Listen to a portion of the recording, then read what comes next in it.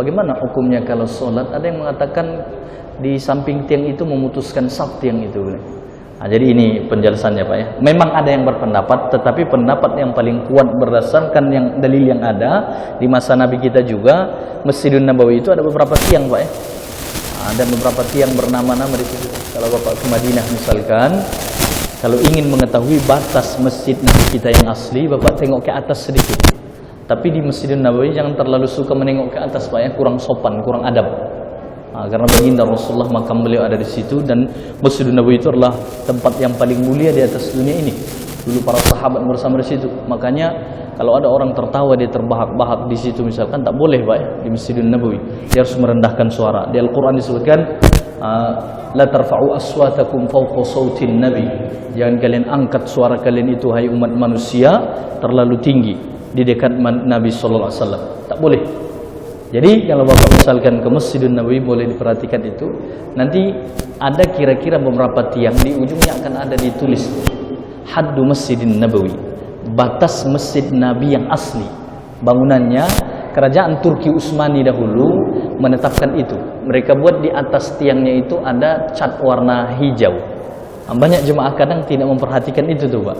Jadi batas yang asli itu, batas yang ditetapkan itulah yang asli dulu bangunan Masjidun Nabawi. Dan itu tak panjang Pak ya, lebih kurang kalau saya tidak salah 40 kali berapa begitu, lebih kurang. Dia tak panjang, tak luas. Masjidun Nabawi sekarang itu bisa menampung ratusan ribu jemaah Pak ya, luasnya. Nah, jadi yang asli itu.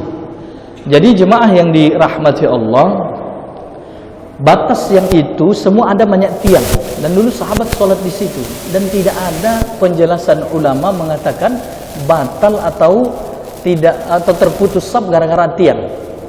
Nah, meskipun sebagian ulama ada yang berpendapat, namun kita menghormati keulamaannya, namun dalilnya kita tak jumpai. Kenapa mengatakan tiang itu memutuskan saf?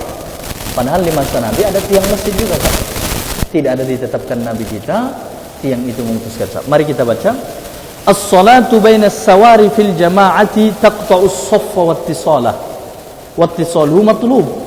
Ini pendapat ulama yang mengatakan, terima kasih, semoga yang berimpak atau bersedekah ini diberi Allah keberkahan, amin ya rabbal alamin.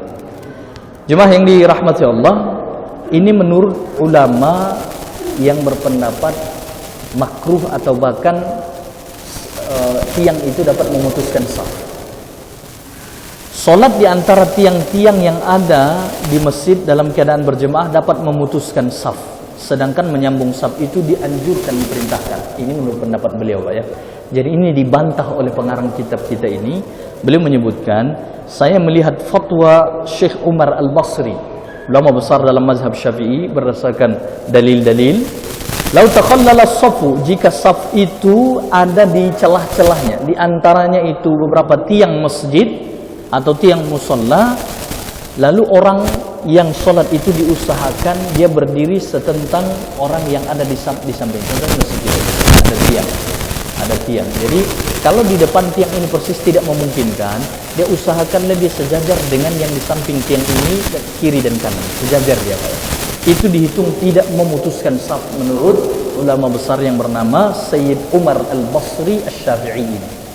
Dan dalil beliau sangat kuat tadi, di masa Nabi Masjid Nabawi itu banyak tiang dan tidak ditetapkan Nabi kita itu dihitung memutuskan saf. Jadi yang difatwakan apa Pak? Yang kita pegang mana?